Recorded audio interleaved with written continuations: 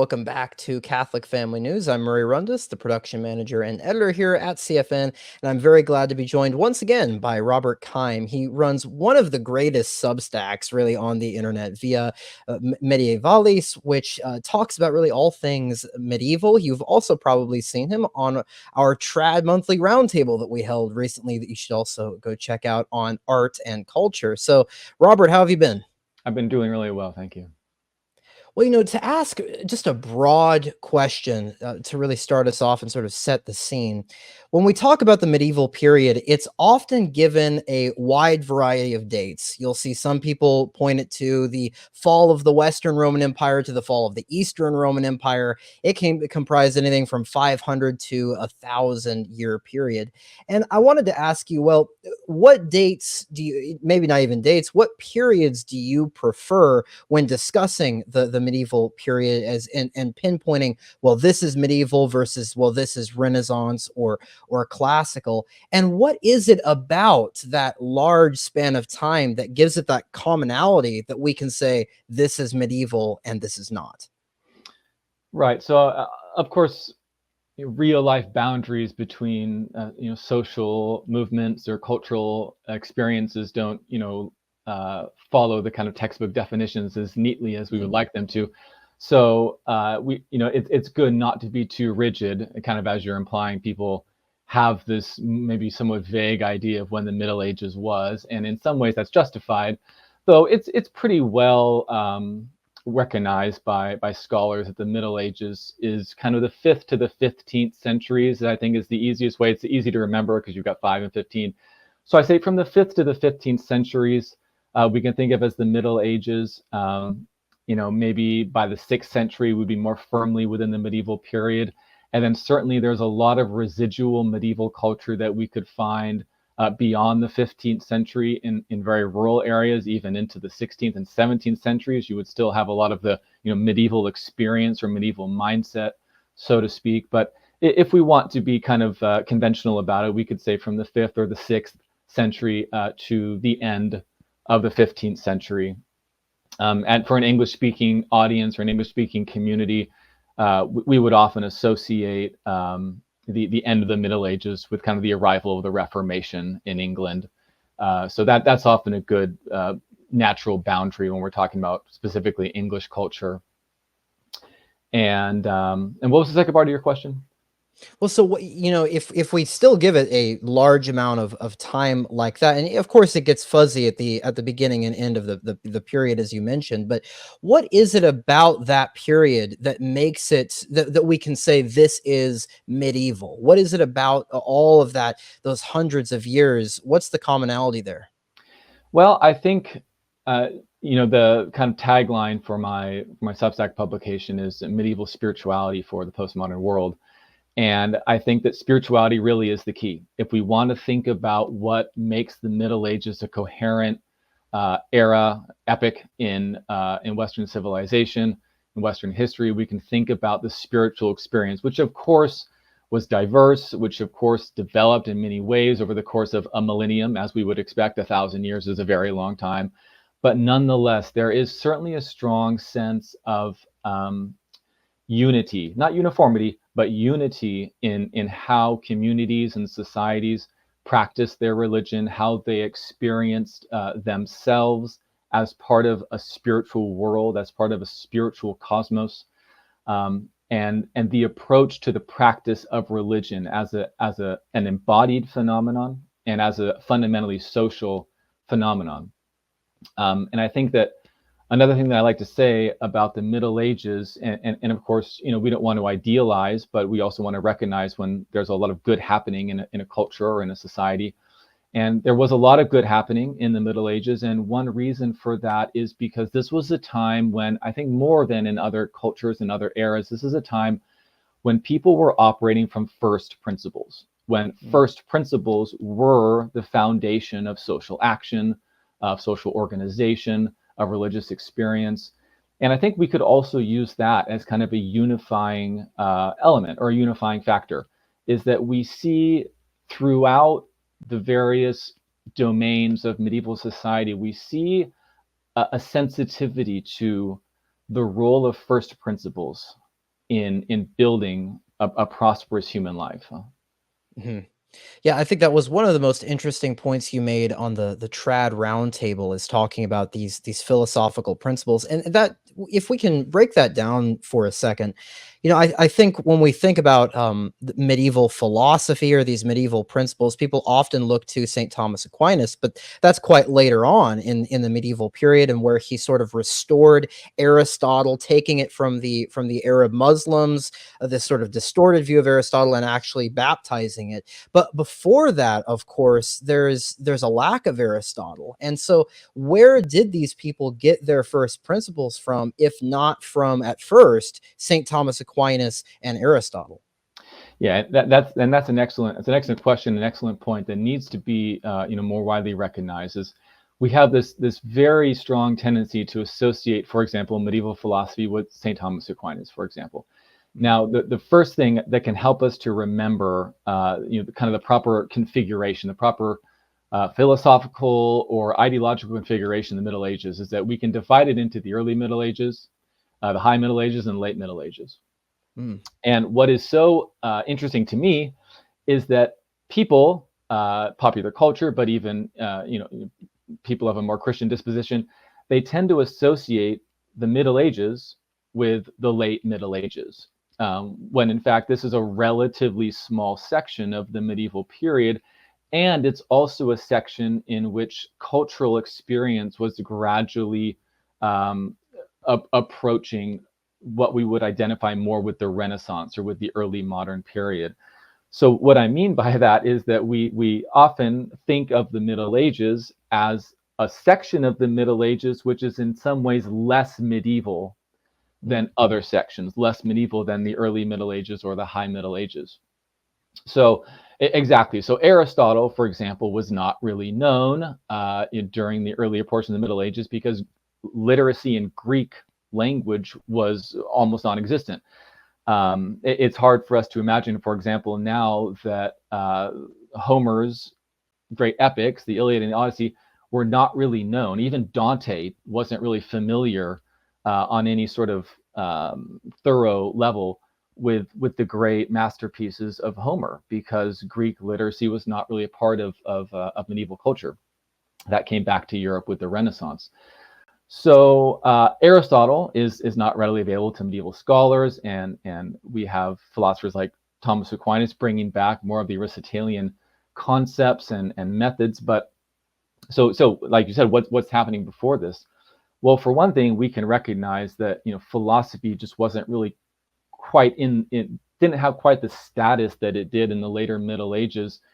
We might say there was more an emphasis on traditional culture, just kind of cultural understandings of things, especially in the more northern areas where there was less exposure to classical culture. I mean, if, for example, if we want to read Beowulf, you're not going to find a lot of sophisticated philosophy in Beowulf, right? This is something that represents the culture of northern Germanic lands, where we have folk traditions, where we have sort of this ancient Germanic culture that has been Christianized or is in the process of being Christianized.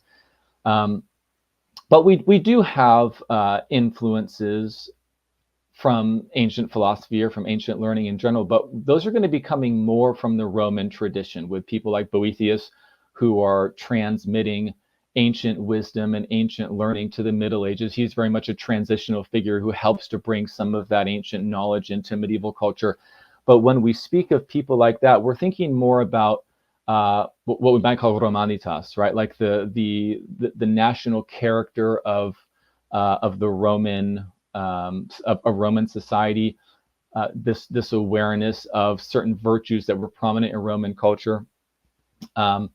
And then we can also think of things like the Carolingian Renaissance and this revival of learning that was built mostly around the inheritance of Western traditions rather than some of the more abstract philosophy that we get from the ancient Greeks. Mm-hmm.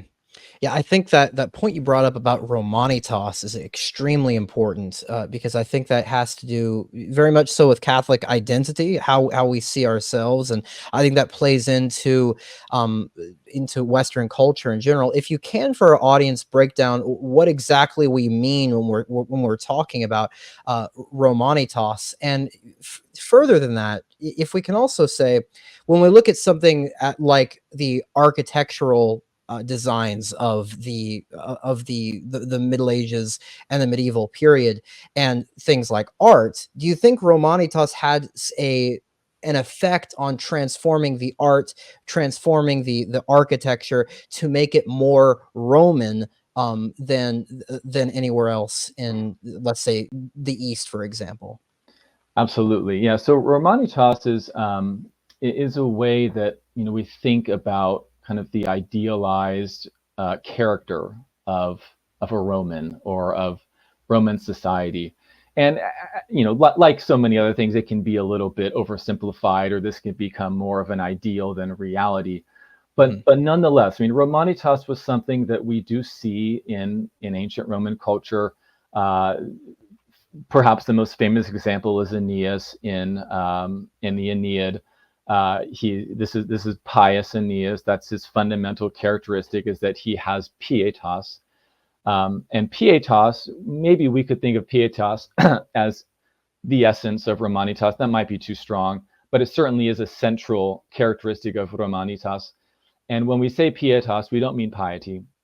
It doesn't mean piety in the modern sense. Pietas was something much broader and much more significant that involved things like the sense of duty, filial piety, faithfulness to one's obligations, faithfulness to the fatherland, faithfulness to one's family.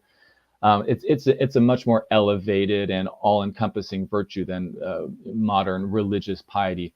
So Aeneas kind of sets the standard for Roman pietas, and if you sort of branch out from pietas, you end up with a variety of other virtues that we can see very clearly in the Western Christian, the Western Catholic tradition, and things that we still valorize today in Roman Mhm. Catholic spiritual culture. And I have a list, actually, I might be able to find it right here. I have a list of uh, all these different virtues that are associated with Romanitas. And it's really striking how much they resemble the virtues that we in the Catholic tradition associate with sanctity. Uh, Mm. it, Frankly, it's almost astonishing how much correspondence there is between the Western Christian conception of sanctity and this collection of virtues that we associate with Romanitas, or in other words, with the ideal character of an ancient Roman. So the influence of Roman cultural attitudes and Roman ideals of human behavior, the influence of those things on Western Christian culture and spirituality is truly immense, and Mhm. brings us very much into the relationship between medieval culture and what was inherited from the West, from the classical West. Yeah, that's fascinating because I think many people often think of the medieval period, or at least this is sort of my underlying sentiment of the medieval period almost moving away from the classical period, moving away from this from Roman aesthetics and also these Roman ideals. But what you're saying seems to be that it's really going closer to these Roman ideals. That might be what's underlying the medieval period. Do you think that has to do with the bishop of Rome being the head of the church? In what are some relationships that we can find to help understand why this is at the core of the medieval movement? Yeah, I mean, I think the Bishop of Rome, I think that that certainly is a part of it. This sense that that the religious dimension of society was concentrated in literally the city of Rome, physically in the city of Rome, and that the sort of spiritual energy or the spiritual authority was emanating from this city. I mean, I think that we can certainly consider that a part of it. However, we also need to consider the fact that these Roman institutions and these Roman ideas and these Roman customs had uh, permeated this part of Europe where these medieval cultures are developing. So I think there was a natural inheritance from that widespread, kind of widely geographical influence from the Roman Empire, extending all the way to the British Isles even. And one of the things I really like to emphasize in my Substack publication, one of the running themes is that the Middle Ages was not an era of innovation. And that might sound like a criticism. I mean, for people who, subscribe to the modern mentality, that might sound like a criticism, but in my world, that's a compliment. This was not an era of innovation, not only because they were, say, unable to innovate, but because it was not valorized. Okay, the concept of innovation was not a value the way that it is in modern culture. So we should not be surprised that what we see in medieval culture is in many ways a Christianization, a spiritualization of what we see in ancient Rome or in the western part of Europe that was associated with and influenced by Roman culture, because there was, of course, a large distribution of Roman influence, and it wasn't just a uniform block of Romanitas according to one particular model. But in any case, so the idea here is that, and the word I like to use again in my writings is perfection, and I'm using that word in the old sense, that people might be familiar with from Shakespeare, perhaps, where to perfect doesn't mean to make it absolutely flawless, and perfection doesn't mean total freedom from all flaws or total freedom from all defects. Perfection means brought to completion. It's more like fulfillment or wholeness. It's bringing something to wholeness, to a state of fulfillment. And that, I think, is the prevailing mentality of medieval culture with respect to the classical inheritance, with respect to the classical West particularly, is that they saw themselves as inheriting something and then perfecting it, bringing it to completion, bringing it to wholeness, because now people had access to revelation, they had access to the economy of grace, they had access to scriptural wisdom that allowed them to take these things and bring them to a state of completion, to a state of fulfillment and wholeness.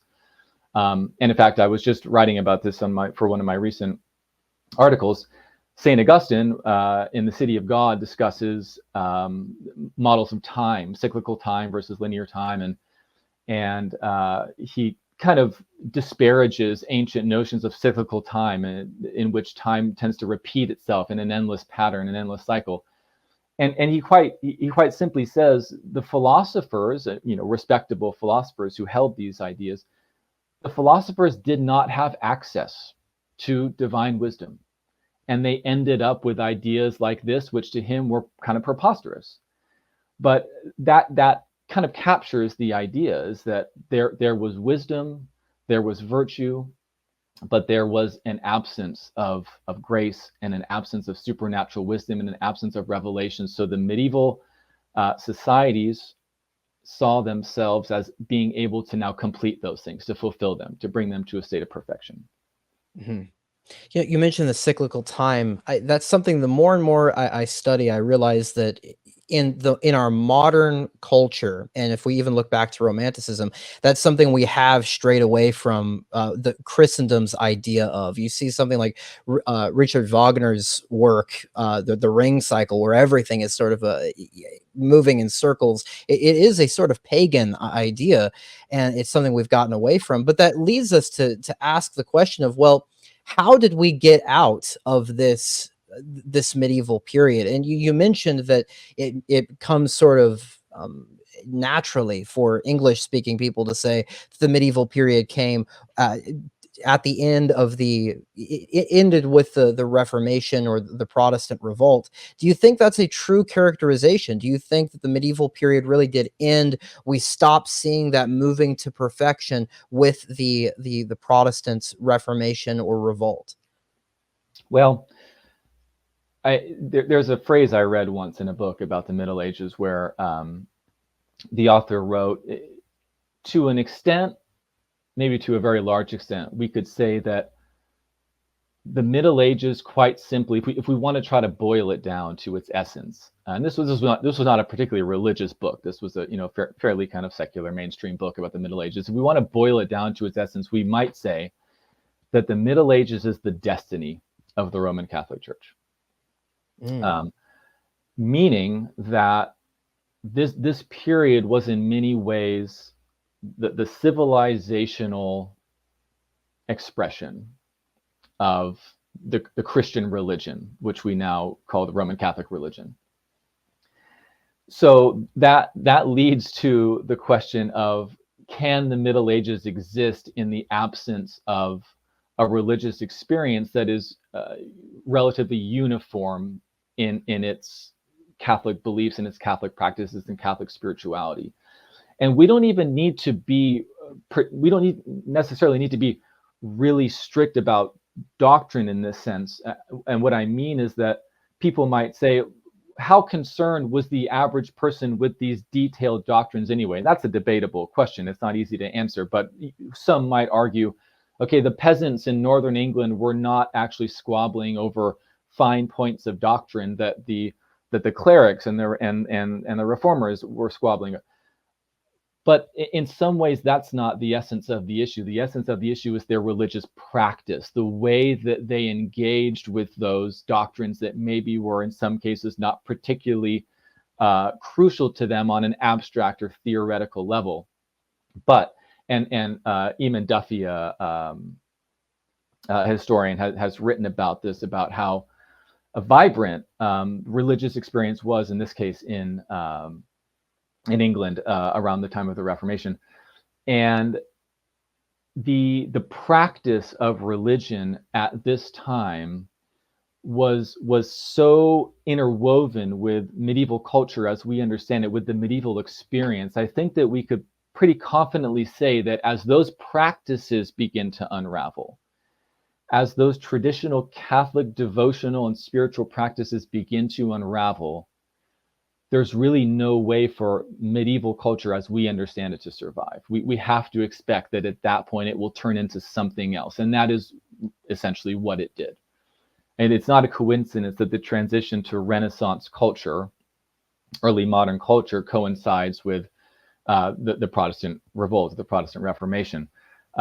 It coincides because the unity, the intimate relationship between Catholic devotional practice, Catholic spiritual mentalities, and everything else that was happening in the Middle Ages, that relationship is so close that once it's broken, we basically are obligated to enter a new era of history. Mm-hmm. I think it was Erasmus who, of course, writing at the late medieval period, or if you want to say the beginning of the Renaissance, that it was really the problem with his age was this detachment from the authenticity of spirituality and the mass amount of practices that you saw in the medieval period. What do you think? Because I don't think that's really disputable, that there was a sort of lack of authenticity with some of these, with the mass amount of culture that was going on at the time that led to something like the Protestant revolt capitalizing it. Perhaps that's too overly simplistic, but do you think there was this decline in authenticity, an authentic practice of the spiritual life and its rituals? And what do you think caused that? Yeah, great question. Absolutely, I do think that. And a wonderful example is the Canterbury Tales, where you're dealing with a text that's written significantly before the Reformation. I mean, this is a time when we might like to think that that the church was still thriving and flourishing, and that everything was going really well. And not to say that it was terrible, but there is a lot of satire in the Canterbury Tales, and there is a lot of skepticism about the authenticity of religious practice in the Canterbury Tales. So it should give us all pause. It should give us all pause that a writer in Chaucer's time could be concerned with or could communicate the amount of satire and skepticism that he did in those works. And we also have to recognize that the Canterbury Tales are not universally satirical or critical. I mean, Chaucer's portrait of the country parson is very complimentary and very sincere and really quite lovely. But other folks, such as the pardoner, would be the most shocking example. Were not, Chaucer was not impressed. Let's say he was not impressed. Mm-hmm. So clearly something was happening. The cause of that is certainly exceedingly complex, and I hazard to even make suggestions. I might be attacked by many scholars who probably disagree with me. But if I want to mention one thing, I might suggest that changes in the economic structure of society or in economic mentalities played a large role. And part of that is in my head because, again, I think of the pardoner in the Canterbury Tales, who is an avaricious wretch. Quite frankly, I mean, he is obsessed with money, and he is willing to lie and exploit and defraud and also humiliate his own religion in the process of enriching himself. So if we go back again, to Beowulf, I'm a literary scholar, so sorry if I keep mentioning all these literary works, but this is how I think about the world. Mm-hmm. If we go back to Beowulf, money is not really a major concern in Beowulf. What's a concern in Beowulf is the exchange of treasures and gifts, which represent relationships, which represent glory and honor given to deeds and lifestyles which deserve that. There wasn't a lot that you could buy with money in Beowulf, in the culture of Beowulf. The temptation to hoard it was not necessarily very strong, because what could you do with it? Instead, you wanted to have lots of treasure to represent your glory as a tribal chieftain, or so that you could give it as gifts to allies or something like that. Now, going much later, toward the end of the Middle Ages, we have a more sort of currency-based economy, or we have more of a merchant class developing. And I don't want to sound like these are all terrible developments, but I think we need to be aware that when a money-based economy begins to dominate society, and when this mentality of trade and developing large amounts of profit-based enterprises, when this becomes dominant in a society, I think that it's bound to affect the way that people practice their religion, the way that they experience spiritual things. And one of the kind of running themes in Via Mediaevalis is that in the Middle Ages, especially the earlier and High Middle Ages, is we see this amazing connection to creation. We see this amazing awareness of the beauties of the cosmos, of the harmonies that God has built into the universe. We see this deep connection to working the land, in the monasteries, even where there may have been large amounts of kind of feudal wealth, or the sort of wealth that we associate with medieval culture, and yet still the monks valorized time spent on the land, mowing hay, herding animals, planting their herb gardens. So this very land-based awareness of God's presence in the universe, I think, was a powerful thing. And as you transition into more of a mercantile or commercial economy, I think that connection to the land as a source of wealth and prosperity begins to diminish, and instead you have a greater concern with currency, which is more abstract, what Father Vincent McNabb called token wealth. It's token wealth in that it simply represents wealth. It has no wealth in and of itself. You can't do anything valuable with it in itself. You have to use it to acquire something that's truly worthy, that has wealth. So by moving away from the land as a source of fundamental true wealth, and then starting to build society around something like token wealth, I think that is going to start to erode the profound and very authentic, going back to that word that's used, that very authentic spirituality that we see, especially in the earlier and High Middle Ages. Mm-hmm. And you mentioned something very important there, which was the monks. And I think At least to me and in my tendencies, we can almost view them as a secondary part or minor players in the grand scheme of things. But the fact is that these monasteries were all over the place in Europe, and it was a very prevalent part of medieval society. And I want to read a passage from your Substack and ask you a question about it, because I thought this was really well written and gets at a very good truth. And you said, as the patristic era transitioned into the early medieval era, the extreme ascetical solitude of the Desert Fathers understandably lost favor.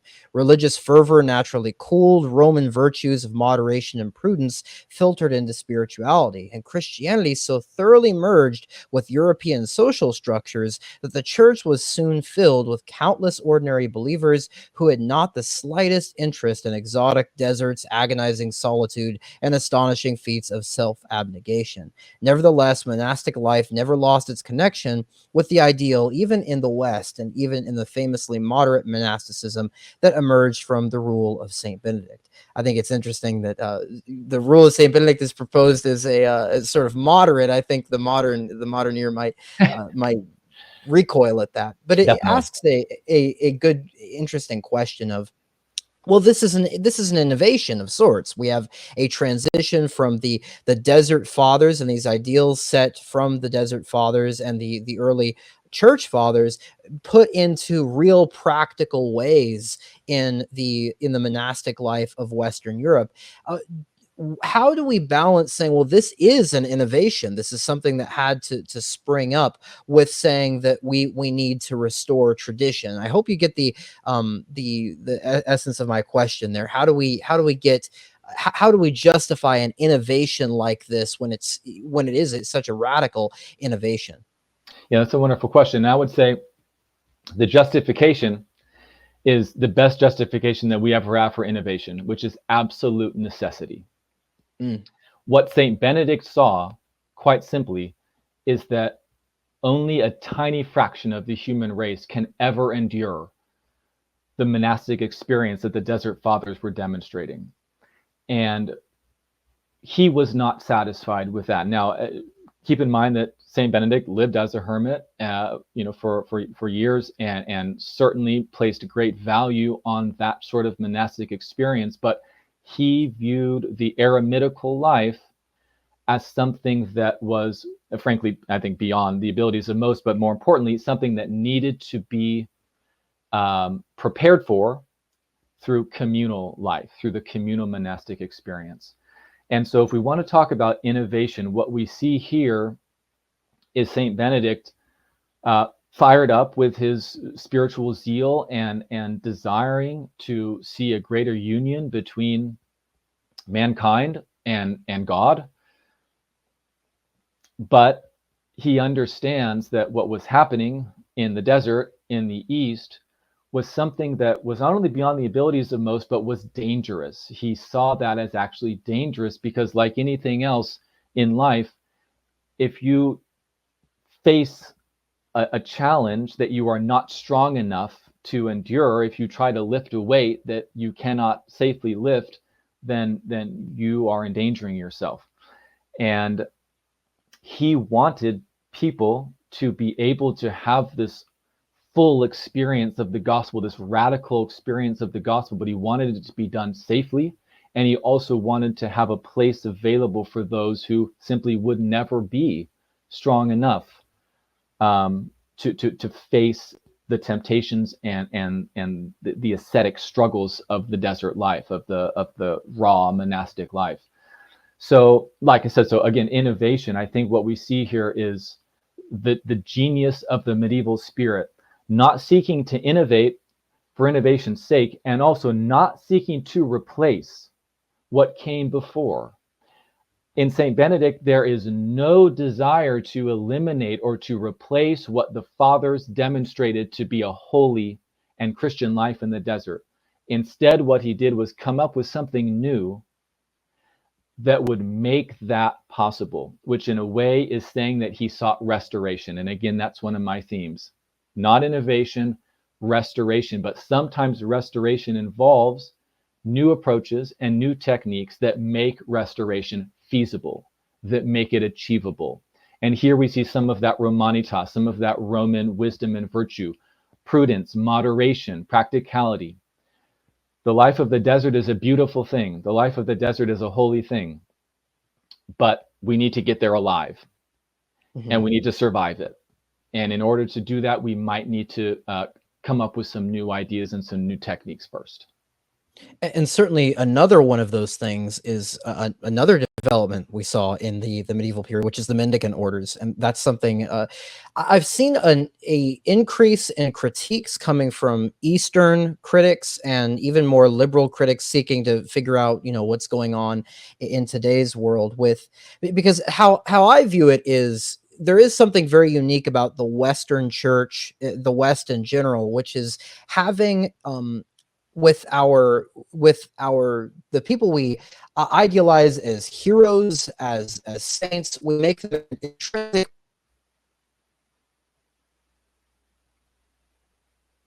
It's something, the person, the founder, is really tied in with the institutions themselves, with the orders themselves. And I wanted to ask, well, is it, when we talk about the idealization, the worship of the founders in that sense, do you think there is a danger there that might have been capitalized in the modern period with a sort of cults of personality that we might see today? What did the medieval mind have with this attachment to the founders of these various religious orders and institution that we have lost? I mean, the personality cult is a real danger, and that's something I'm very sensitive to, and I think that people living in our era should be sensitive to it. And thinking about the mendicant orders and the attachment to the founders, I'm sure that there was excess in some cases. I think there's always, I mean, quite frankly, human nature is such that we're always struggling against that instinct toward idolatry. This is something that has afflicted the human race since we left Eden, and it was present in the Middle Ages. It'll always be present, and so there is this natural disordered instinct that we have to worship creatures of one kind or another. But going to the Middle Ages, what was there excess? Was there a personality cult? And of course, there's always potential for disorder, but I think that it's easy for us to, the word here is retroject. So instead of project, which is like you're kind of projecting your ideas onto someone else, you're retrojecting them, meaning you're projecting them back in time. I think it's very easy for us to take our experience of the church or of spirituality or of religious orders and then retroject them, cast them back onto, say, medieval culture or medieval experiences, using the sort of fragmented information that most of us are exposed to. I mean, most of us are not going to spend massive amounts of time investigating the Middle Ages in detailed ways and paging through old manuscripts and reading all these different authors. So we tend to get a select body of information, and maybe in some cases that's not even the most representative of the culture that we're interested in. So I think it's easy for us to look back and see certain things that were happening with the mendicant orders or in other situations and interpret that as maybe excessive devotion or a personality cult, when really if we have a thorough familiarity with medieval culture, I think we see that that's not really likely to occur, because there was such a pervasive sense of a natural hierarchy in the church and in the world and in the cosmos in general. There was such a strict sense of order, and not that society was always perfectly ordered in practice, but in theory, in the idealizations that were common among the educated classes or the religious classes, there was such a strict devotion to the order of society. For example, the three estates model, which was an ideal, not necessarily a neat reality, but still was present. Three estates model in which society is composed of those who pray, those who fight, and those who work, or those who govern and those who work. So I think that with this very defined sense of order in society and in the cosmos, we're naturally more resistant to things like exaggerated devotion to a particular person, or we're naturally more resistant to something like a personality cult. Nowadays, that sense of order has largely dissolved, and we live in democratic societies where we value things like equality, however that might be understood or defined. We, especially in American culture, social hierarchies are not something that we valorize, or not something that we really view as a natural part of the human experience. So when you have that breakdown in the sense of social order, I think it's easier for things to become disordered, for devotional practice or whatever to become disordered. Whereas the situation in the Middle Ages was such that they had more of a natural defense against that because of their devotion to not only religious order, but to secular order and even to cosmic order. Yeah, great point. I think that's an excellent defense of it. And you mentioned retroject. I think that's something, of course, often done by moderns. In this case, we all have the tendency to do it with the medieval period. And I feel obligated to ask you this question, even though this is sort of a tired question in this topic. But it's the semantic question of the Dark Ages, right? And whether or not to view the Middle Ages as these Dark Ages. And of course it's in the language itself. We're talking about the rebirth and the Renaissance, the Enlightenment later on. But we're obviously we're ceding some points about how the Middle Ages weren't perfect. Obviously there were some abuses done. They of course didn't have the technology that we have, and it's talking about a vast period of time.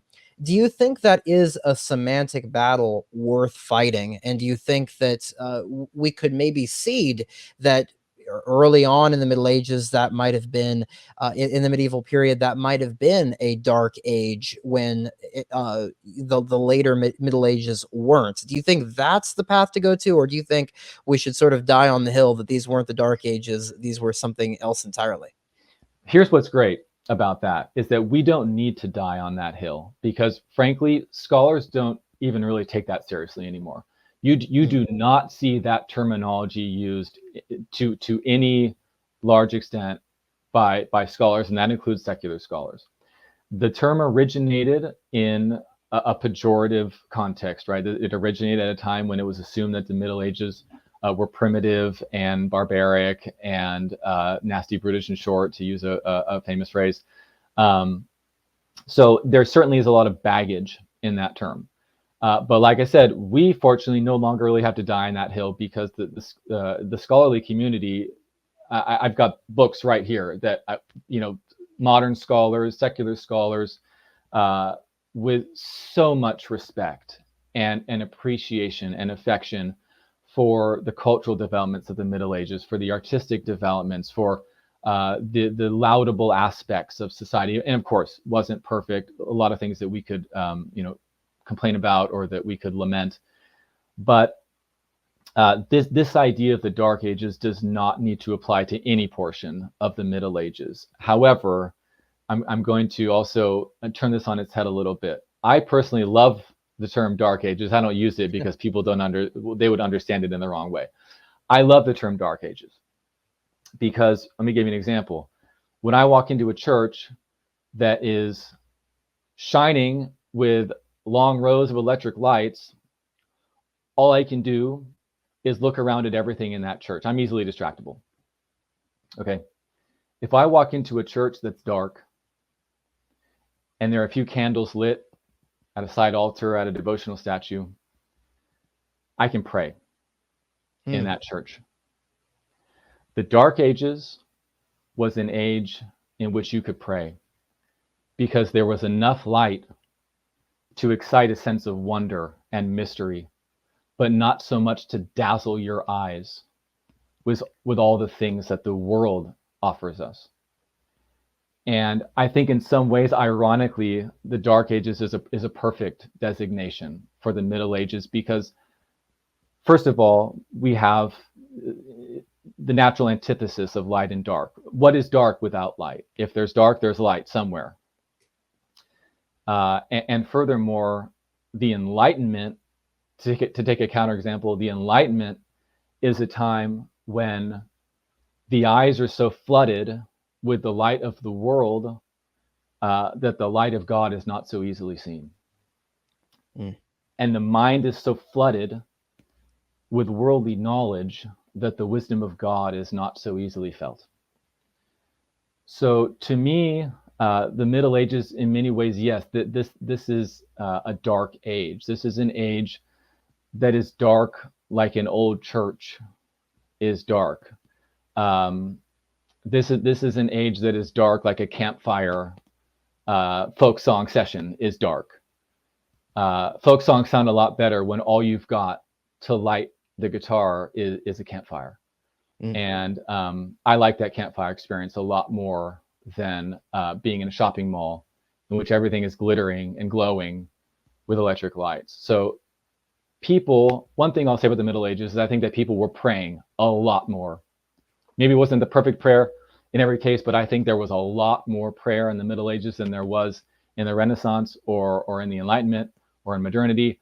And maybe part of that reason is because it was a little bit darker in the Middle Ages. I think that's the perfect way you could have answered that question. I might have to steal that one from you. That's brilliant. That's Please the do. best answer I've heard to that question.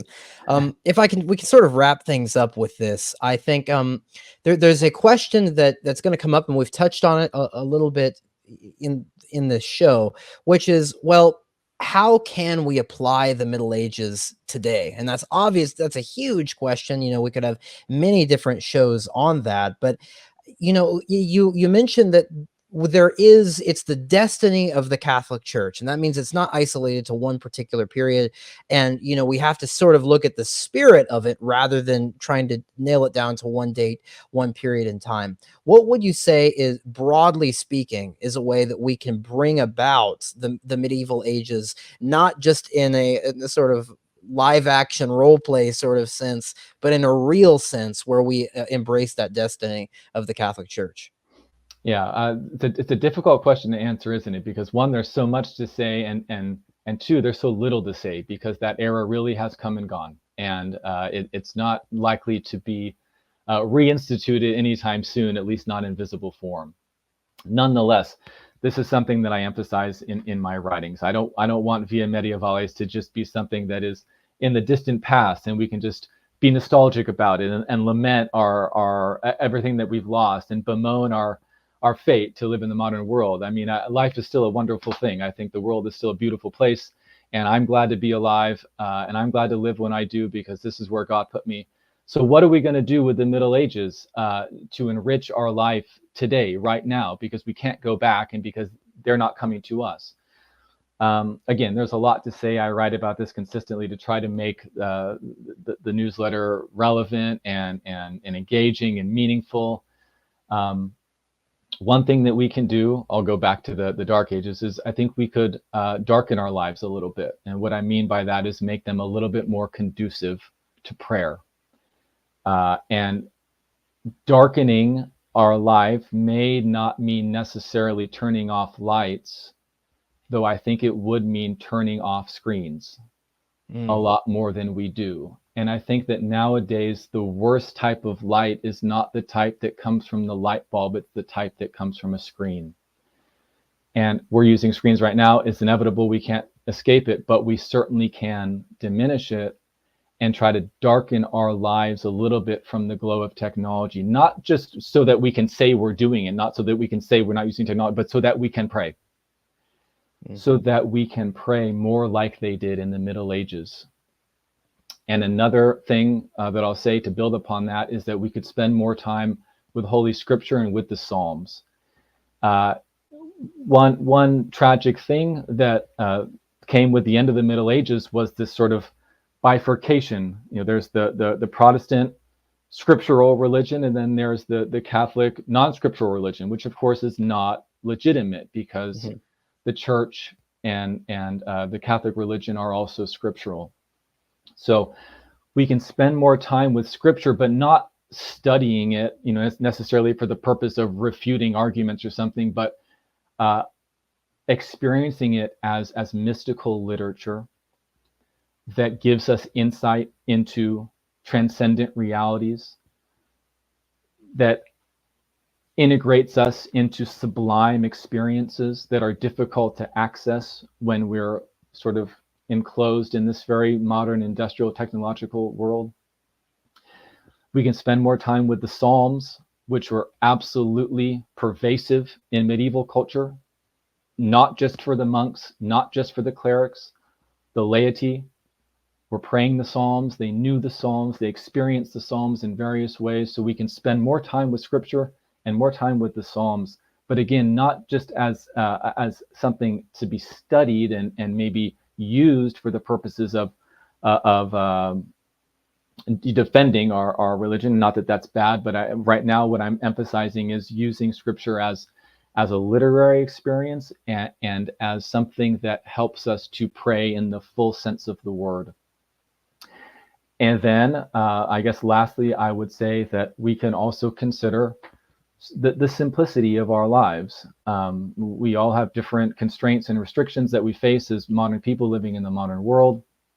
But nonetheless, the Middle Ages was inevitably an era of simplicity because there was less technology, there was less schedule, confusion. There was there were limitations on how much work you could do in a day, on how many complicated tasks you could try to accomplish because of again limited technology and just the rhythms of life. So we could also just think about how to make our lives more simple, more rhythmical, more harmonious with the cycles of nature, the cycles of creation, because these were things that exercised a very powerful influence on medieval lives. They didn't maybe even choose it. It was the nature of their society, is that the cycles of nature, the sensory experience of creation was something that filtered powerfully into every hour of every day in medieval culture, and we need more of that. So I guess those are three suggestions I could make for how we can bring the spiritual wisdom and the spiritual joy of the Middle Ages into the modern world. Yeah, I think that's wonderful, and I think that's so important. I think really the Middle Ages and the destiny of the Catholic Church, it can be actualized in us, but we have to make it happen. So, Robert, what's the best way people can find your content? It's right there on the screen. It's at Substack, and it's via mediaevalis.substack.com. I guess if you search for it on Google, maybe you'll find it somehow, but I don't really know much about that. I write, I don't really do the web hosting thing. So you use the address. I guess if you go to Substack and search for me, you might find me, but it should be pretty easy to just use that web address there. And if you do enjoy the content, please subscribe. Everything is still completely free. This is an educational project that I have. I believe in it, and I really enjoy writing about these things and sharing this knowledge with other people. So subscribe, you'll get the updates, you'll get new posts in your inbox, and you can comment. And it's really, we have lovely discussions on these articles. A lot of people are thinking carefully about how people used to live and how we might live now and what we can do. So I think it's a very enriching experience. So like I said, find the website, read some articles that you like, subscribe, and I think you'll enjoy what we talk about there. Absolutely. And we'll have a link to that Substack in the description below. And if you want more content like this for our audience, you can go to catholicfamilynews.locals.com, or you can subscribe to our newspaper over at catholicfamilynews.com. So, Robert, thank you so much for joining us. And for our audience, may God grant you many joyful years. Thank you for having me, Murray. Really enjoyed it.